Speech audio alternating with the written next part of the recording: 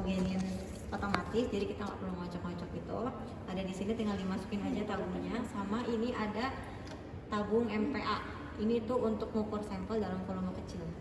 Biasanya kita masukin pipa kapiler di sini. Tabung hematokrit. Nah, kita masukin di sini, nanti tinggal ditunjukin ke sini, dia akan meriksa. Untuk fitur lainnya sama, cuman bedanya di sini aja. Oke, kita balik lagi ke alat yang ini. Kalau kita mau running alatnya, nah ini menu awalnya kayak begini. Menu awal untuk running alatnya. Ini ada menu background, ada menu blur. Backgroundnya itu untuk ngelihat si alatnya dalam keadaan oke atau enggak.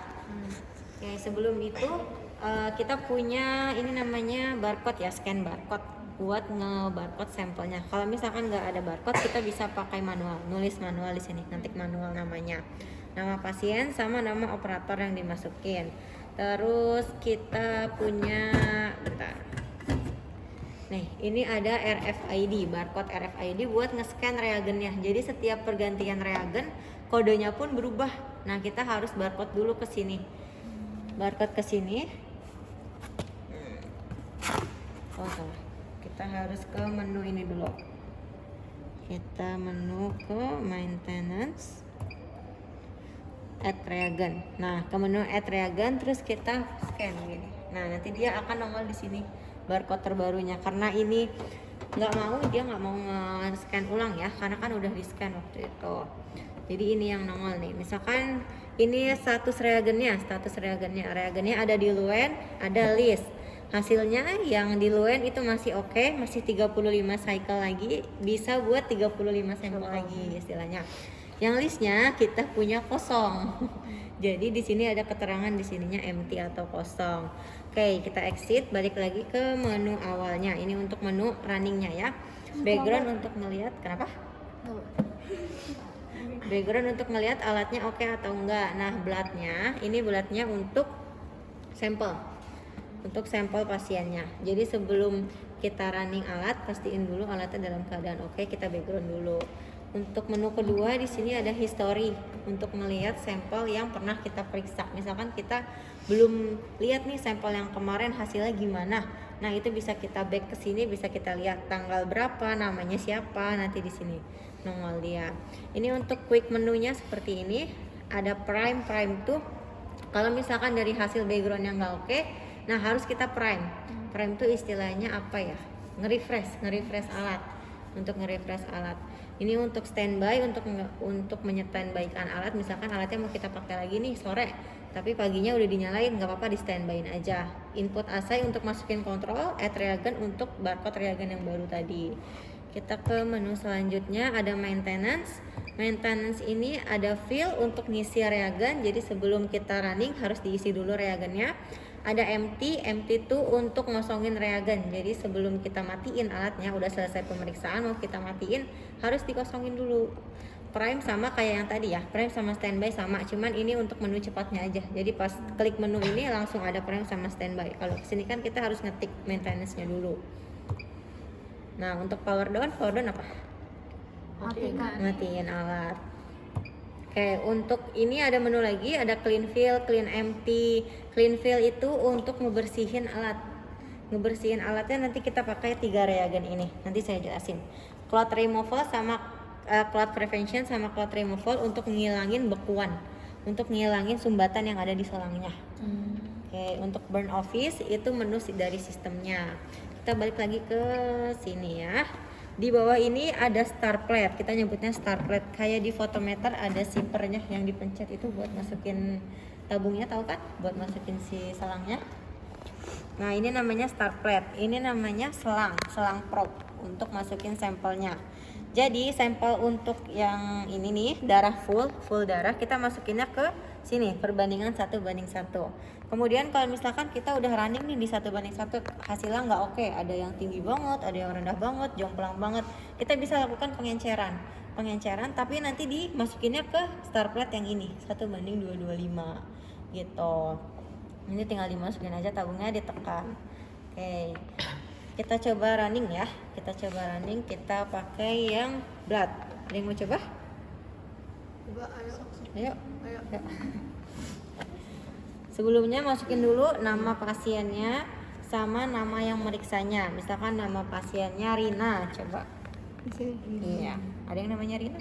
Nggak ada. Dia harus agak ditekan ya touchscreen-nya.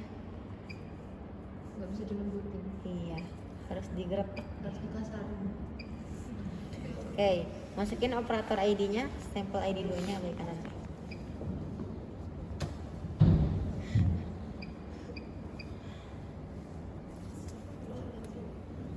Bisa? Nur aja namanya. Udah dibuka tabungnya, tabung darahnya dibuka. Ini aja nih kalau mau masuk gitu, cepetin. Udah masukin ke sini. Pasti masuk ke darahnya kena nggak? Selangnya masuk ke darahnya nggak? Masuk. Udah, kamu pencet ini start plate-nya. Dipencet terus. No, tunggu. Kalau ada notif seperti ini, dia ngasih tahu reagennya habis, tolong ganti dong. Dia nggak mau running gitu. Tapi kita paksa running aja ya, kita continue. Nah, nanti dia ngisep sendiri. Nanti di sini ada tulisan expiration dan please remove tab. Artinya apa? Penghisapan selesai, tolong cabut tabungnya gitu. Jadi kalian harus cabut tabungnya segera.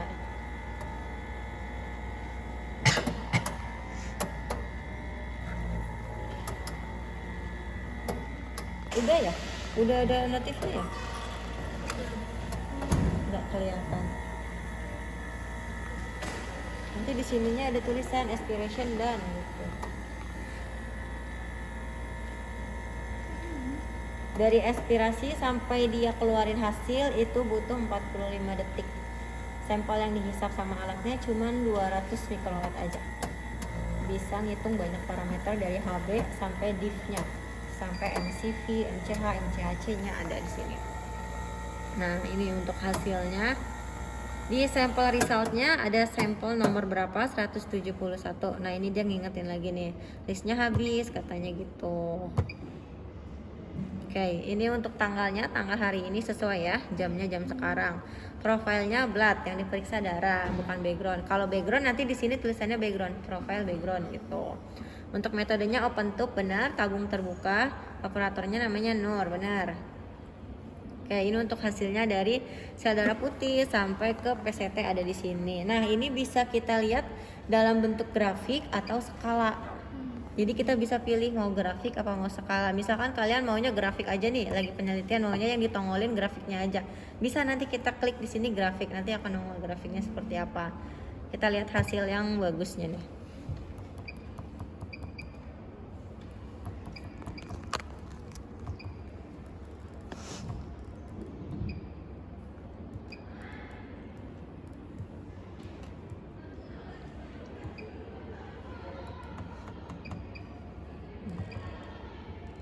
Nah, ini untuk hasilnya, contoh hasil yang pernah diperiksa. Ini bentuknya grafik ya, bentuknya grafik, kita pilihnya. Bisa juga kita klik skala, range nilainya. Kalau yang di sininya tanda panahnya ke atas berarti nilainya tinggi. Kalau tanda panahnya ke bawah berarti rendah nilainya gitu. Sebenarnya ini enak banget buat penelitian. Kalian cepet kalau penelitian pakai ini, sehari bisa beres. Cuman PR-nya harus ngambil darahnya cepat. Gitu. Ada yang mau tanya? Oh ya, untuk maintenance-nya biasanya kita maintenance-nya sebulan, 3 bulan, setahun gitu. Ini alat, ini reagen untuk maintenance-nya. Ada yang enzimatik, ada yang hipoklorit, ada yang deterjen. Ini urutannya gini ya. Jadi kita pertama klik yang menu clean fill dulu, maintenance, terus kita cari menu clean fill. Nah, clean fill kan dia bilang tuh run clean fill cycle, kita klik OK, terus masukin yang pertama itu enzimatiknya, kita masukin, tapi dipindahin dulu ke tabung ya, jangan langsung dari sininya ke tabung serologi. Nah, atau enggak tabung HB cyanmet itu bisa. Dia yang disedot itu 5 mili satu cycle, satu reagen ini dia menghabiskan waktu 15 menit buat ngebersihin. Misalkan udah selesai nih yang enzimatiknya, nanti kita nanti kan nongolnya di sininya, kita empty. Kalau misalkan ini udah masuk, kita empty, jadi nggak langsung tiga-tiganya masuk, kita empty dulu, udah kosong baru nanti di clean fill, isi lagi yang ini, pencet empty, nanti kita masukin yang ini, terus yang ketiga yang ini. Jadi prosesnya clean fill, empty sampai ke deterjen ini. Yang terakhir nanti kita masukin Aquades. Aquades itu buat pembersihan, pembilasan terakhir istilahnya. Setelah reagen 3 ini masuk, kita masukin Aquades. Habis itu Aquadesnya di clean fill, di empty lagi, baru dikeluarin lagi. Baru dimatiin alatnya gitu. Ada yang mau tanya? Paham?